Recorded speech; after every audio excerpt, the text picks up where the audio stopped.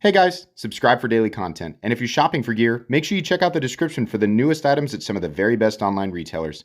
There's also links for some of the items that I personally recommend. Thanks! What's going on YouTube? Metal Complex here, and today I have a super interesting knife review slash knife overview to share with you guys. This is the Reate Exo gravity knife designed by Exoskeleton. You can actually check out their Instagram, and they've even got a website. I think it's, you might have to translate it. Yeah, you can check them out if you'd like to. This is an incredibly unique knife. Now, gravity knives, which is what this is, that's not a a new concept. Like we've had gravity knives before, different types that kind of fall out of the side, go out the front. But this is the only one that's exactly like this, and it is very popular right now. Where can I get that, Metal Complex? Where, I ask you? I will link this right down below. It depends on when you're watching this video. It might be available, might not. At the time of this recording, they're sold out. So it just depends on when you're watching. The link is down there. You can check it if you want. These are $277, which, if you're not familiar with Reate, it is a miracle that this only costs $277. I'm gonna venture to guess, my prediction with these, I don't normally do this at the beginning of the video, but my prediction with these is that they will cost more. If there are more of this version 1 available at some point, they will probably be like higher in price, and especially if there is a version 2 or an evolution of this knife, which it definitely needs, that will absolutely cost more money. If you're familiar with Reate, you know why. If you're not familiar with Reate, yeah, seriously, it's a miracle that these only cost $277. Thanks so much to my generous patrons who are supporting me right now. There's a link for Patreon right down below. And please make sure to follow me on Instagram at metal_complex. Let's go ahead and measure this guy. Overall length of the Reate Exo is coming in at 8.75 inches overall. Blade length coming in at about 3.85. Cutting edge is coming in at 3.5 inches. This particular one has a sharpened bayonet grind, so the secondary edge is about 2.75 inches. Let's go ahead and do some size comparisons. I'm being careful to hold it together because if you don't, then that blade will go back into the handle. Up against the Ontario Rat Model 1 and its little brother, the Ontario Rat Model 2. As you can see here, it's definitely a big knife. No question about it. Absolutely bigger than the Rat 1.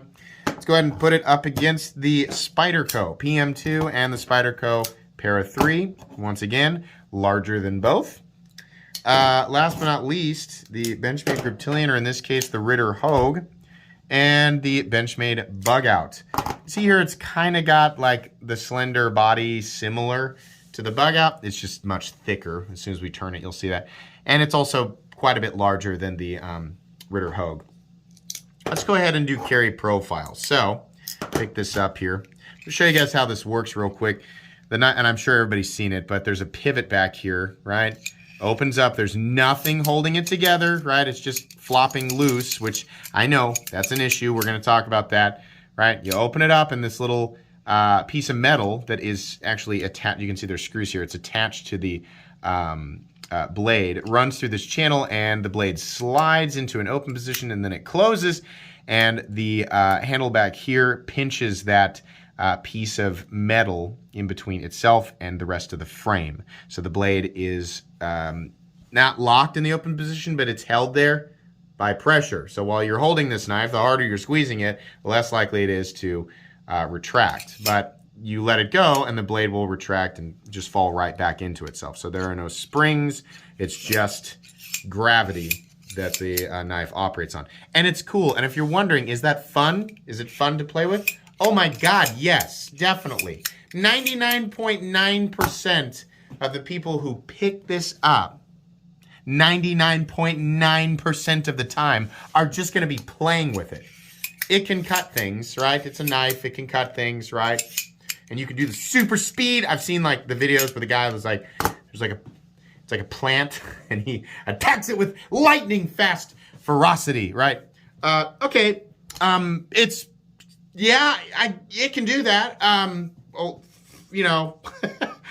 I always find that, I'm not gonna go into that. This most of the time will be a glorified package opener, which is the fate of most of our pocket knives anyway, right? So yeah, it's fun to play with is what I'm saying.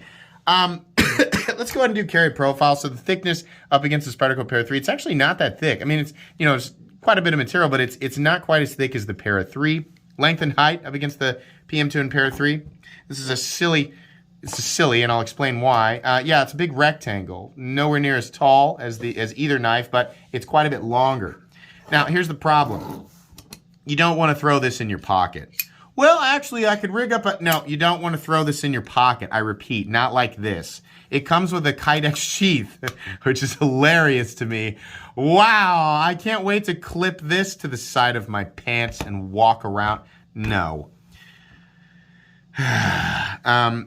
So this definitely needs to change because I do not want to carry this knife like this. Like, there's a thing, like, for people who have it, everybody was saying on the unboxing, which for whatever reason got, you know, over 100,000 views. They're like, it's terrible. How are you going to carry that? I should have showed the sheath, right? I realized I was like, well, I screwed myself by not showing the sheath. Yeah, so that will hold it together, right? Hanging off your person. This just like defeats a lot of the purpose of it being, you know, it's like, obviously, you know, number one, it needs a pocket clip. And number two, it needs a way to hold itself shut, which we're going to talk about.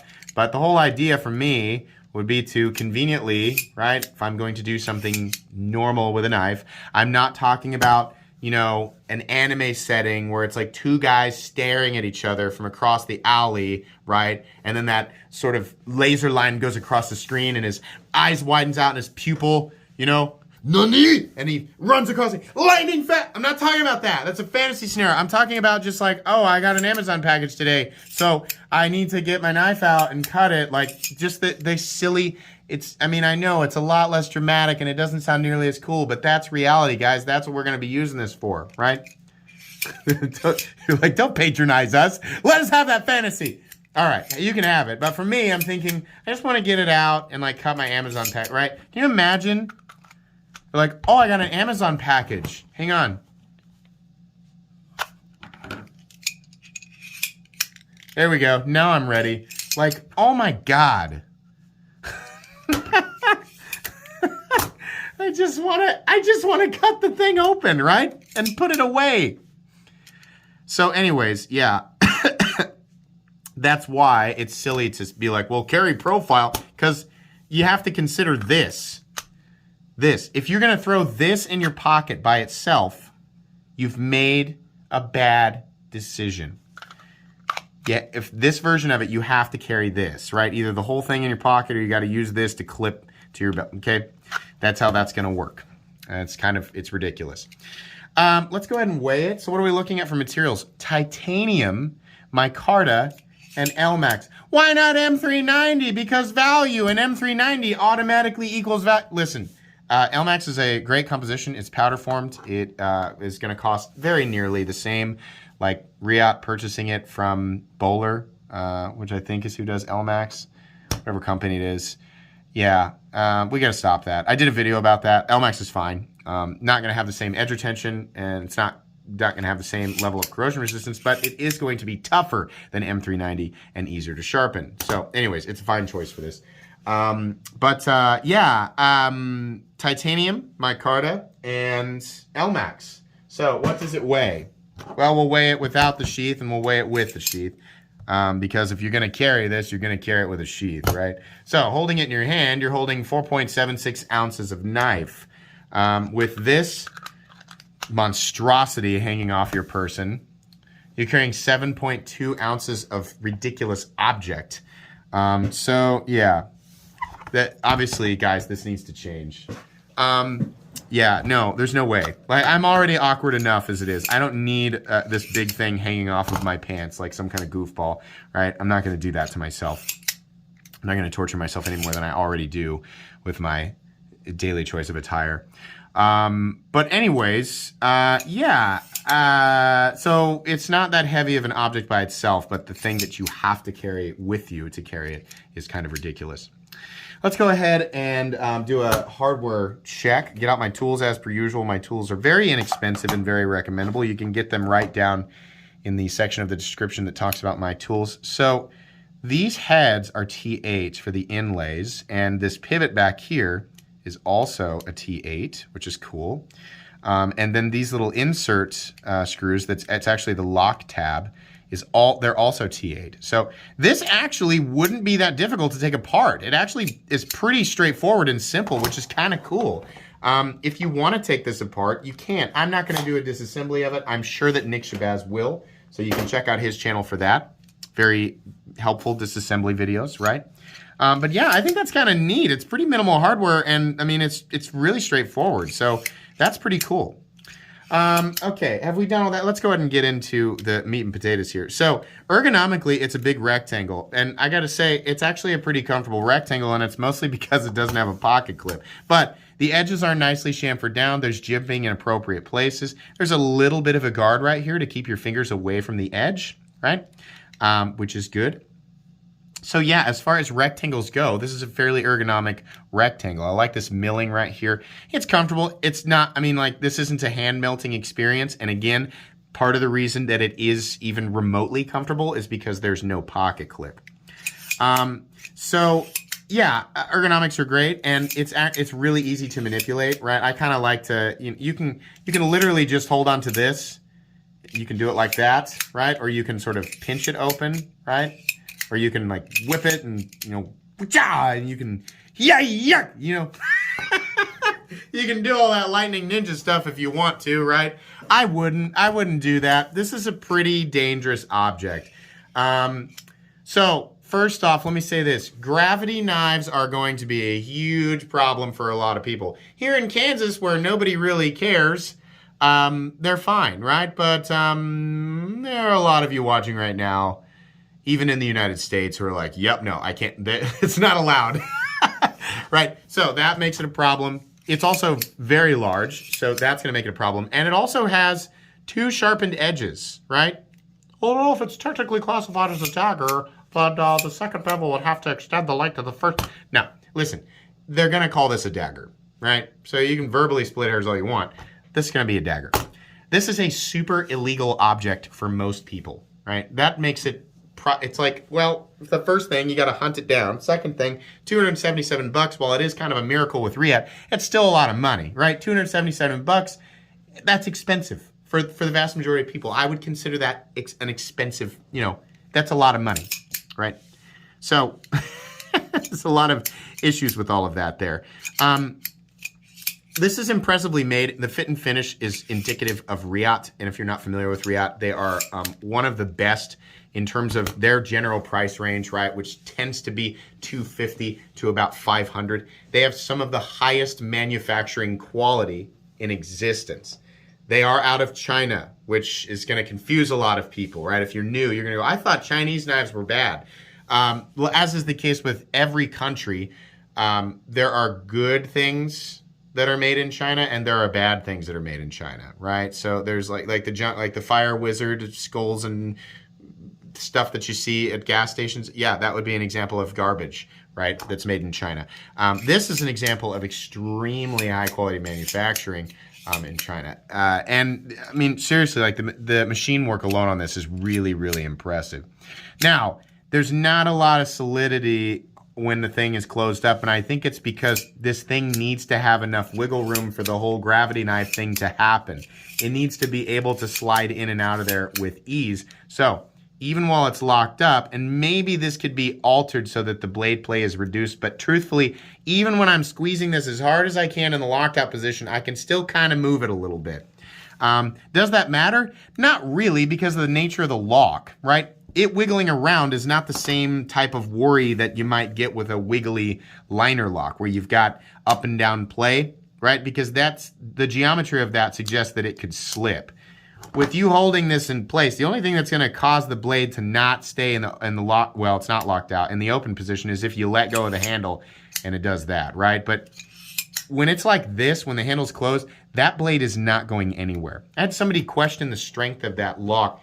I think in the closed position, especially if there was a switch that allowed a lock that allowed the handle scale to stay attached to the frame, that lock is actually really strong. Think about the surface contact of that. We have this little pill-shaped piece of what I'm guessing is titanium. It's contacting like all the way. It's like completely and totally encased on both sides. You don't get that type of surface contact with almost anything. I think that lock is that the way that it's being held in place, because this is not a lock. That's very strong. I think if you have this thing, squeezed together like this, and you're intentionally abusing the blade, I think pretty much every part of the blade itself will fail before this lock area or this pill-shaped little piece of titanium fails, right? So what we need here is something that allows this scale, this pivoting material, to stay attached to the frame. I think a little switch back here, probably, that's going to make the most sense. Just click, and it, a little something goes from here to here and holds it together, right? So my idea here, I know a lot of people say, just put a rubber band around it. That's okay. I mean, yeah, you could, but then you got a stupid rubber band around your knife, right? That's like people who are like, just put some duct tape on it. Okay, it's not fixed. It just has duct tape on it now, right? So I'm describing myself, actually. Duct tape fixes a lot of stuff in my house. Fixes, right? So, yeah, my idea would be a lock that obviously keeps this shut in the closed position. You can click it back to allow this to open, but then I would like it to operate in a way that as soon as you close this, it automatically slides itself into the locked position. A blade should lock itself when it's open, right? If you go from here to here and you don't close this part, well, that's on you, right? It's just nature of the beast. But as soon as this comes down, that lock should operate, in my opinion, in a way where it is automatically locked. People are like, but tactical speed. I need to be able to tactically open and close. Oh, I disagree. I don't think it should lock. Okay. But for like normal uses of a knife, which again, this is not a practical object, right? But for people who are going to use this, right, they're going to be using it in normal, just simple things. And that's going to make more sense, is to have this automatically. It should not be something that should close and then you have to manually push it into place. It should click and it should be stuck closed, so that now it's you have to actively disengage it to get that blade to slide back.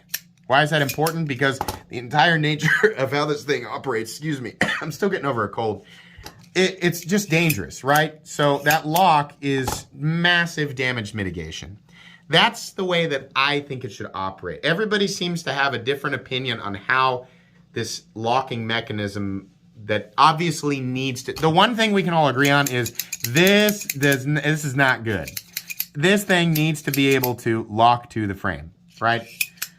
So that's what I think is when it closes, it might be best that it...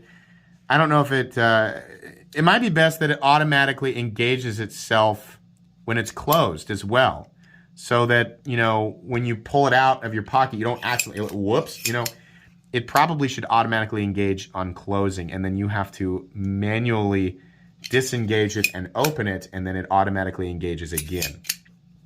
And now, how would you I don't know. I don't make knives. I'm just saying that would make this make more sense. And then adding a pocket clip to it, right? Then you could add a pocket clip to it and you wouldn't have to carry around this, this super tactical double rectangle thing that you got to have hanging off of your person, right? I think that would make this, now adding those two things does not suddenly make this a more, a more convenient choice than a standard pocket knife, right? Things like this are still going to be, they're still going to make way more sense, right? This is going to be the type of object that you carry because you want to carry it, because you think it's cool. If it's something that is okay to carry, and here's the thing, you can be lone wolf if you want to be like, I do what I want. I'll carry what I want. Okay, it's not going to stop somebody tossing a felony charge at you in some situations, right? So that's factually true. So it's like, yeah, I guess, I would say make intelligent choices would be my message there. As for me, I'm happy that I live in a state where I can carry stuff like this. But if they suddenly change the laws, as frustrating as it would be, I would just rather not go to jail. you know, over that. So that's kind of the way that I look at it. Of course, you can think however you want. The blade has a satin finish on it, which is just, I am so sick of satin finishes, but it is what it is. Reate does a good job. The blade stock thickness, which we actually did not measure. Let's go ahead and do that here real quick. Whoops. Okay, so blade stock thickness probably about 120 thousandths or so. That's a little less, maybe 115 thousandths is what it's acting like it wants to show, which is probably good. There's not a lot of room from that center point where the thickness, maximum thickness, drops down to the edge. So this is not a laser beam. It will cut, but it's not, especially back here, it is not super thin behind the edge. But the edge itself is done well, and it is definitely sharp. Definitely sharp enough to, you know, cause harm if you are not being safe and careful and responsible for with something like this, right? So, yeah, this is really cool. I do like this, and it is absolutely one of the most interesting things that has come out in 2021. And again, I'm kind of amazed at the price. I am amazed that Reate only wanted $277 for this. I don't have any inside information, but I can almost guarantee if these come out again, they're going to be 300 plus, 350 plus if there's a V2, right? We do need a V2, we need a pocket clip, and we need, in my opinion, a lock that automatically engages on opening and on closing, even if that does take a bit of the fun away from it. These original versions are going to be rare, they're going to be hard to get, be all goofy, and people are going to intentionally seek them out because they are more dangerous. And that's just, for whatever reason, attracts people. But it's just less convenient. I want, if I'm going to carry something like this, I want to be able to put it in my pocket by itself without this stupid thing. So, yeah, I want a pocket clip, and I want that double lock. And you can still have fun with it, right? You can't, if it locks automatically, if it engages on opening and closing, then you can't do this over and over again. But having some type of thing right here that you can disengage with your index finger would make it almost it'd just be an extra click, and then click, click, right? You could do that. It might reduce the speed. It might reduce the tactical speed of the knife, right? I do not care about that. I want this to be safe, and you know, if they did change it, I would buy one of these. I'm not under the delusion that it's you know, I'm at some sort of advantage versus a regular pocket knife, or that there's more convenience there. No, just because of cool factor. Like, let's be real here. This just is a cool object. It's fun. It's neat. It's weird. We don't need this. Nobody was asked, like, please make a dangerous gravity knife for us to fidget with. No, but it's here, and I'm like, wow, I'm glad that this does exist because it's interesting. Stuff like this makes the knife world interesting, so I'm really glad that it exists. Because of it is one of the most interesting things of 2021, but it's not one of my favorite things of 2021 because of the lack of a lock, right? So if this had a lock and a pocket clip, 100%, this would be top 10 for 2021. It's still cool in and of itself, right? If you really like this, wait for, hopefully there's a new version at some point. I can't guarantee that there will be. Follow Exoskeleton on Instagram, Exoskeleton Knife, or Exoskeleton Knives, I think is what his name is, and just stay updated. Yeah, I mean, if there was, it would be cool for people who are seeking something like this out. Is this, even in that scenario, would it be a recommendable knife for everybody? No, it's not. It's just not for everybody, right? It's for people seeking out something specifically like that. But this version is made well enough that it gives me hope for a V2. So yeah, that's pretty much all I can say here. This is really cool. I'm happy that it exists. And obviously a lot of people are interested. It seems like every time this shows up on social media in any way, shape, or form, it just gets a massive amount of engagement. So it's cool, but we need a safer version of it. That's going to be pretty much it today. Thanks again to the gentleman who sent this in for me to take a look at it. Hope you guys enjoyed this video. Please make sure to follow me on Instagram at metal_complex. If you did enjoy this video, leave a like. If you'd like to check out my other content, I do, of course, have lots of videos of knives that are either expensive or inexpensive that I do or don't like, so check those out. And if you enjoy all my content, go ahead and click on that Metal Complex logo right there and subscribe because there's definitely more coming. Thanks again for watching, everybody, and have a great day.